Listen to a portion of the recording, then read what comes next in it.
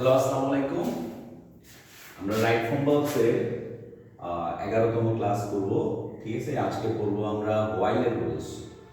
এখানে হোয়াইল যখনই অর্থে ব্যবহৃত হয়, অ্যাকচুয়ালি হোয়াইলের পরে যদি ভার্ব ওয়ান প্লাস আইএনজি থাকে, আমি আবার বলতেছি, হোয়াইলের পরে যদি ভার্ব হয় তাহলে সেটা ভার্ব ওয়ান প্লাস আইএনজি হয়। ঠিক আছে, তাহলে হোয়াইলের পরে যদি কোনো ভার্ব বসে সেটা ভার্ব ওয়ান প্লাস আইএনজি হয়, তখন এই হোয়াইলটা এবং এই হোয়াইলটা প্রেপোজিশন অর্থে ব্যবহৃত হয়।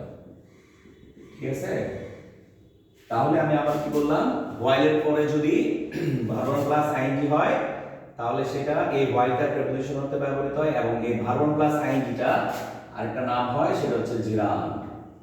ঠিক আছে, তার মানে প্রথম রুলস হচ্ছে হোয়াইলের পরে ভার্ব ওয়ান প্লাস আইএনজি হয়। যদি হোয়াইলের পরে ভার্ব থাকে তাহলে ভার্ব ওয়ান প্লাস আইএনজি হয়, হোয়াইল প্রিপোজিশন, এবং ভার্ব প্লাস যে আইএনজিটা হয় সেটার নাম হচ্ছে জিরান্ড। ওকে, সেকেন্ড রুলস, হোয়াইল যখন কনজাংশন হয়, তার মানে কনজাংশন কি আমরা জানি যে সাবঅর্ডিনেট কনজাংশন হচ্ছে দুটো বাক্যকে যুক্ত করে। ঠিক আছে, হোয়াইল যদি বাক্যের শুরুতে বসে পাস্ট কন্টিনিউয়াস, পাস্ট ইনডেফিনিট।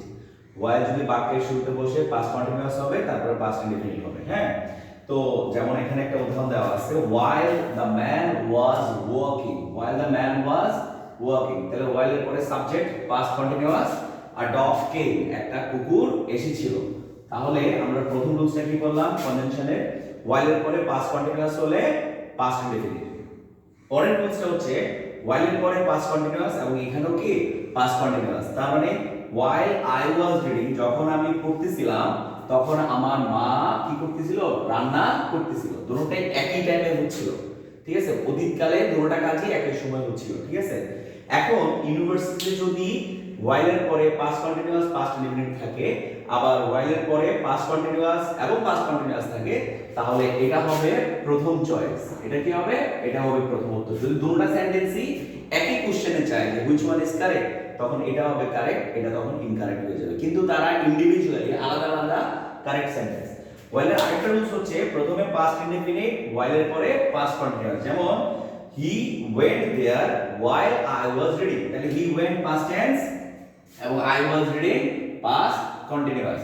সুতরাং আমরা এখন বলতে পারি while এর আমরা টোটাল 4টা রুলস করলাম রাইট ফ্রম ভার্বস এর জন্য, যে while এর পরে ভার্ব যদি ভার্ব থাকে তাহলে ভার্ব প্লাস আইএনজি হবে, তখন while প্রিপোজিশন অর্থে ব্যবহৃত হবে। while এর পরে যদি দুটো সেন্টেন্স থাকে তাহলে while এর পরে সাবজেক্ট থাকলে পাস্ট কন্টিনিউয়াস, অপর যে ক্লজটা হবে সেটা হচ্ছে পাস্ট ইনডেফিনিট। while এর পরে দুটোটাই ক্লজই পাস্ট কন্টিনিউয়াস হতে পারে।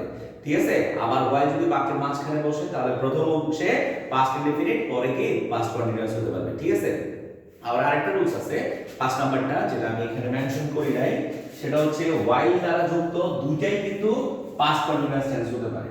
যেমন আমরা যদি 5 নাম্বারটা লিখি, past continuous plus while plus past continuous, দুইটাই কিন্তু পাস্ট কন্টিনিউয়াস হতে পারে while যখন মাঝখানে থাকে। যেমন I was writing while he was swimming। ওকে, এই তাহলে এটা পাস্ট কন্টিনিউয়াস টেন্স, এটাও পাস্ট কন্টিনিউয়াস টেন্স, মাঝখানে while। টোটাল while এর 5টা rules, while plus verb plus ING, while plus past continuous plus past indefinite, while plus past continuous, past continuous, past indefinite, while past continuous, past continuous, while past continuous. ধন্যবাদ সবাইকে, আশা করি সবাই আমরা while এর রুলসটা বুঝতে পেরেছি। হ্যাঁ।